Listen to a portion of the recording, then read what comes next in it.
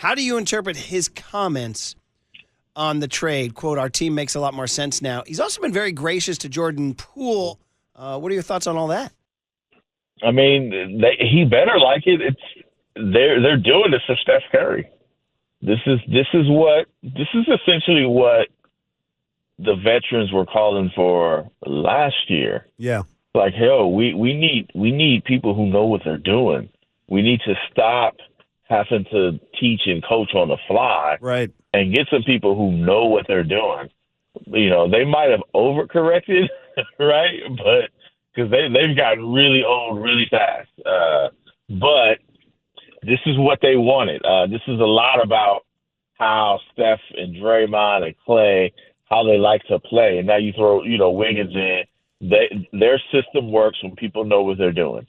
And they just had so many guys who kind of didn't know, like instinctually. They knew if you told them, right? But in the moment, you got to improvise. You got great defenses who kind of know what you're doing, and you kind of got to flow off that.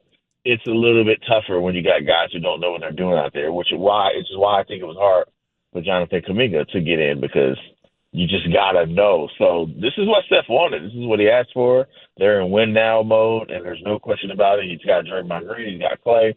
He's got a bunch of veterans. This is a little bit closer to what they had in 2022. I think, though, Jordan Poole was a huge loss.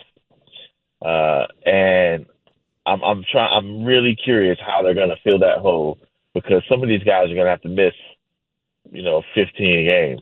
They got so many 30s, Steph, Clay, Draymond, Chris Paul are players you just don't want playing 75 games, 80 games. You don't want them playing that. You want them for the playoffs.